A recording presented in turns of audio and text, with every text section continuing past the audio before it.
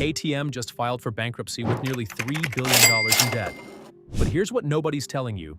This wasn't some random market crash or bad luck. This was a calculated destruction from the inside. A woman and 4 other executives systematically dismantled everything that made KTM legendary, and what they did will leave you absolutely speechless. I spent the last 2 weeks digging through court documents, creditor meetings, and insider leaks to uncover exactly how one of the most iconic motorcycle brands in the world was brought to its knees. And by the end of this video, you'll know the names of every single person responsible for this disaster. November 29th, 2024. KTM AG officially filed for bankruptcy protection with Austrian courts. The numbers were staggering. $2.9 billion in total debt. $1.3 billion owed to banks. $365 million owed to suppliers. And get this, they owed $40 million just in employee wages. This affected 3,700 employees and approximately 2,500 creditors. According to the Alpine Creditors Association, this became the largest insolvency procedure in Austria for 2024. But the most shocking part? KTM had 265,000 unsold motorcycles sitting in warehouses and dealerships worldwide. That's an entire year's worth of sales just collecting dust. These bikes represented $440 million in wasted capital that could have saved the company. And so how does a legendary Austrian motorcycle manufacturer, a brand that survived World War II, the Great Depression, and countless economic downturns, suddenly collapse with the weight of $3 billion crushing it? The answer is simple: corporate betrayal. And it all started with a woman who came from the cereal business.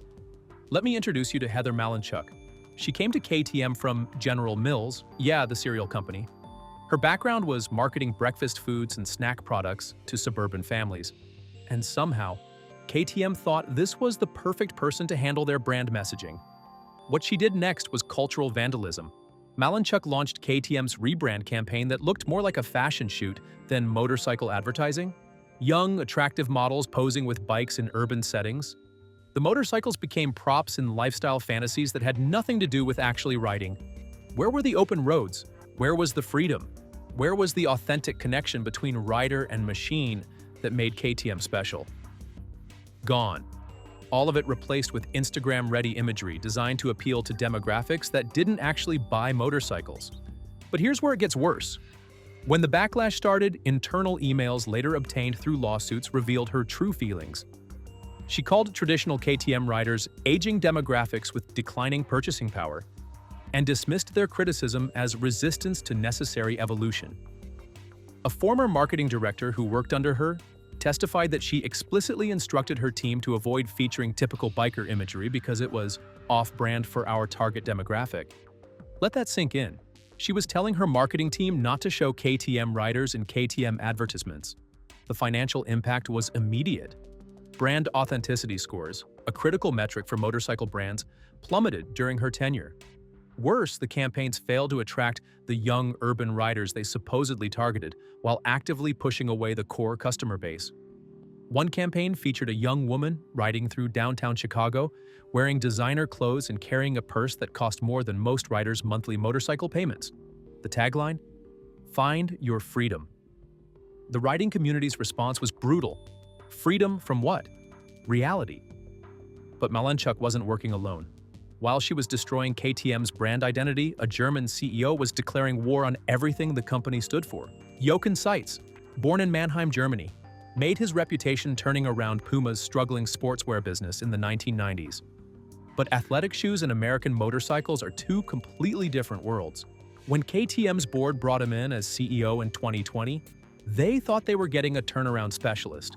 What they actually got was a corporate ideologue who viewed KTM's traditional culture as a problem to be solved rather than an asset to be preserved. Seitz arrived with a predetermined agenda: transform the company into a purpose-driven organization focused on environmental and social responsibility. He pushed a heavy ESG strategy that prioritized electric bikes over the rumbling V-twins that built the brand. In investor calls, Seitz spoke about reimagining the brand for the 21st century and evolving beyond traditional demographics. Translation?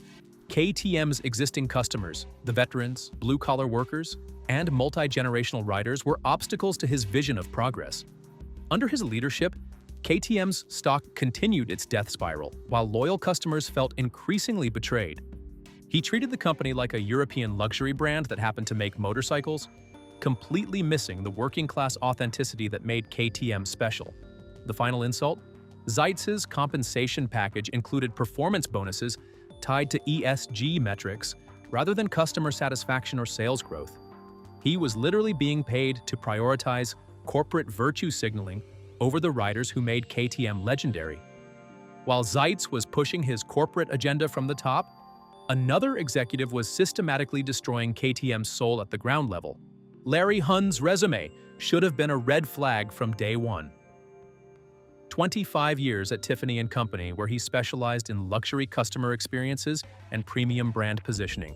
The man hired to run KTM's commercial operations had spent his entire career selling engagement rings to wealthy couples in Manhattan boutiques. Hund arrived in 2019 with a mission to elevate the brand experience and attract affluent customers. But KTM wasn't Tiffany. It wasn't about white glove service and champagne and crystal flutes. It was about getting your hands dirty, the smell of motor oil, and the satisfaction of a well-tuned engine. He systematically dismantled the dealership network that had been KTM's greatest strength for decades. These weren't just retail locations. They were community centers where riders gathered, shared stories, and formed lifelong friendships. Under Hund's direction, dealerships were redesigned to look like luxury showrooms. The grease-stained floors were polished to a mirror shine. The coffee was replaced with artisanal beverages. The comfortable chairs where old-timers told stories were removed to make room for sleek display cases. But the real destruction happened when Hund slashed dealer incentives and began systematically pushing out family-owned dealerships that had been selling KTMs for generations. His internal memos, later leaked to industry publications, revealed his true intentions. We need to transition away from legacy dealers who don't align with our premium positioning. Legacy dealers. He was talking about the men and women who had built KTM's distribution network, who knew 3 generations of the same families, who stayed late to help a rider fix a problem. One particularly heartbreaking case involved a dealership in Ohio that had been family-owned since 1952. The owner, a Korean war veteran, had sold KTMs to 3 generations of local families. When Hund's new requirements made it impossible for him to maintain his franchise, he was forced to close. The last thing he said to a local newspaper, "I don't recognize the company I spent my life supporting." As Hund was destroying the dealer network, another executive was pouring hundreds of millions of dollars into a project that would become one of KTM's biggest disasters. Ryan Morrissey's title alone should have been a warning: Chief Electric Officer. In 2020, KTM created this position specifically for him, signaling that electric motorcycles weren't just a side project, they were the future of the company. Morrissey came from Tesla, where he'd worked on electric vehicle charging infrastructure. He arrived at KTM with the evangelical fervor of someone who believed internal combustion engines were relics of a primitive past. The Livewire project became his obsession. While KTM's traditional lineup suffered from underinvestment and declining quality, Morrissey poured resources into developing electric motorcycles that solved problems KTM riders didn't have. KTM riders didn't just want transportation, they wanted the sensory experience of riding. The rumble of the engine, the smell of exhaust, the mechanical connection between rider and machine. These weren't bugs to be fixed, they were features that defined the entire experience. Livewire offered none of that. It was quiet, clean, and completely soulless. But Morrissey's true crime wasn't just creating a bad product. It was the opportunity cost of his obsession. While he spent millions developing electric motorcycles that nobody wanted, competitors were improving their traditional engines, adding better technology and offering superior value. The most damaging moment came during a 2022 product launch event, where Morrissey actually criticized traditional motorcycles as outdated technology that was holding back the industry. He was standing in front of an audience of KTM dealers and riders, telling them that the products they loved were obsolete. Internal documents revealed the extent of his influence. Between 2020 and 2023, KTM spent over $400 million on electric vehicle development, while cutting R&D budgets for traditional motorcycles by 30%. Models like the Road King and bikes that had been customer favorites for decades received minimal updates while the Livewire got constant attention. The Livewire flopped spectacularly, selling fewer than 1,000 units in its first year despite massive marketing investment. Meanwhile, competitors' traditional models were outselling comparable KTM bikes by significant margins, proving that riders wanted better conventional motorcycles, not electric alternatives. But if you think those 4 executives were destructive, they were nothing compared to the woman who delivered the final blow. Her name is Corin, and what she did was surgical, calculated, and absolutely devastating. Corin's background was in progressive activism and corporate consulting. Her LinkedIn profile described her as a change agent and culture warrior, terms that should have terrified anyone who understood what KTM represented. She didn't just want to change KTM's marketing, she wanted to fundamentally transform what the brand represented. In her mind, KTM's traditional identity wasn't something to be preserved or evolved. It was something to be erased and replaced. She introduced sweeping internal DEI mandates that restructured employee culture around what she called progressive ideals. But these weren't just HR policies. They were ideological litmus tests that determined who belonged in the new KTM and who didn't. Longtime employees who had dedicated their careers to the brand suddenly found themselves attending mandatory training sessions that seemed designed to make them ashamed of the very culture they had helped build. Corin pushed ad campaigns featuring lifestyle influencers instead of actual bikers, campaigns that were immediately mocked online by the very community KTM was supposed to serve. But when the mockery started, instead of reconsidering the approach, she doubled down. The problem, in her view, wasn't the campaigns. It was the community's resistance to progress. The real destruction happened at the dealer level. Corin allegedly clashed with dealership heads who resisted these changes, and the consequences were swift and brutal. Many were terminated or phased out. The same dealers who had been selling KTMS for generations, who understood the culture, who had relationships with riders that went back decades. These weren't just business decisions. They were purges.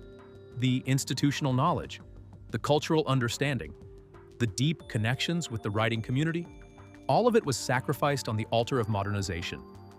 When longtime customers raised concerns about these changes, Corin's response was telling. She publicly dismissed them as suffering from nostalgia bias. Think about that for a moment. The customers who had supported the brand for decades, who had bought multiple bikes, who had brought their friends and family into the KTM community, their concerns were dismissed as psychological defects. But the final nail in the coffin came with her most devastating decision. Corin spearheaded the choice to scrap 2 heritage models, bikes that represented decades of KTM tradition and engineering evolution, in favor of what she called gender-inclusive city cruisers. These weren't just product decisions. They were symbolic executions of everything KTM had represented. The heritage models weren't just motorcycles, they were rolling pieces of history. They represented the evolution of the brand, the refinement of engineering, and the continuation of traditions that connected modern riders to the pioneers who built the company. The gender-inclusive city cruisers that replaced them were everything the heritage models weren't: focus-grouped, committee-designed, and completely soulless. They looked like motorcycles, but they felt like appliances. They had all the emotional resonance of a toaster, and about as much connection to KTM's legacy. The most heartbreaking part wasn't just the anger from the community, it was the sadness. Riders who had planned to pass their love of KTM to their children suddenly questioned whether there would be anything left to pass down. Veterans who saw their KTMS as symbols of values they held dear felt betrayed by a company that seemed ashamed of those same values.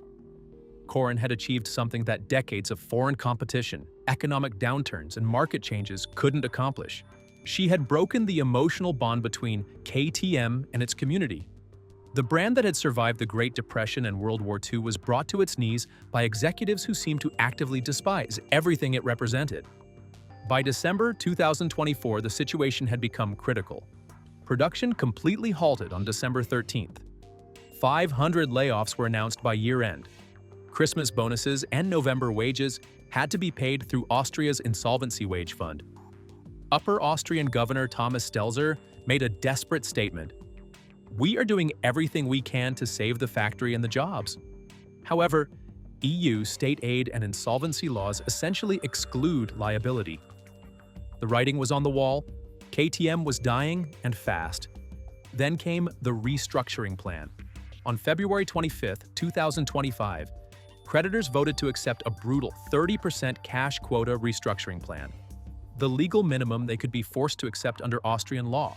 This meant creditors would lose 70% of what they were owed. 90% of total claims accepted the plan, though some opposed it, including U.S. hedge fund White Box Advisors who wanted better terms. But the real question remained: where would KTM get the money to even pay that 30%? The company needed between $548 and $600 million deposited by May 23, 2025. If they missed that deadline, it was complete liquidation and bankruptcy. Game over. As the deadline approached, it looked like KTM was finished. Production had restarted briefly in March with a $50 million injection, but by the end of April, it halted again due to critical parts shortages. Suppliers didn't trust KTM's solvency anymore. The factory was operating like a broken machine, open one week, closed the next. Dealers were adding $1,700 tariff fees to orders placed during the uncertainty. The brand was in a death spiral, and everyone knew it. Then, on May 19, 2025, just 24 hours before the May 23rd deadline, Bajaj Auto from India swooped in with an $800 million bailout. They arranged a $566 million loan through JP Morgan Chase, Citigroup, and DBS Bank. They secured the funding, paid off creditors at 30 cents on the dollar, and took majority control of the company. Bajaj Auto's official statement said it all. With this action, Bajaj will shift gears from being a dormant minority investor to a majority owner in the global KTM company. On November 19, 2025, the company will officially be renamed Bajaj Mobility AG. The Austrian icon is now controlled by an Indian manufacturer. The irony is almost too much to bear. A brand that was supposed to represent heritage, tradition, and authenticity is now owned by a company halfway around the world because 5 executives, Heather Malinchuk, Jochen Zeitz, Larry Hund, Ryan Morrissey, and Corin, systematically destroyed it from the inside. So here's the question: can KTM recover? Or is it too late? Has the damage been too severe? The trust too broken? The community too betrayed? 5 people made calculated decisions that prioritized ideology over identity, corporate metrics over community, and progressive optics over the people who actually rode the bikes. They didn't just damage a company, they killed a legacy. The crown may have slipped, but the story isn't over yet. The question now is, will Bajaj bring KTM back to its roots, or is this just the beginning of the end? Thanks for watching, and I'll see you on the next one.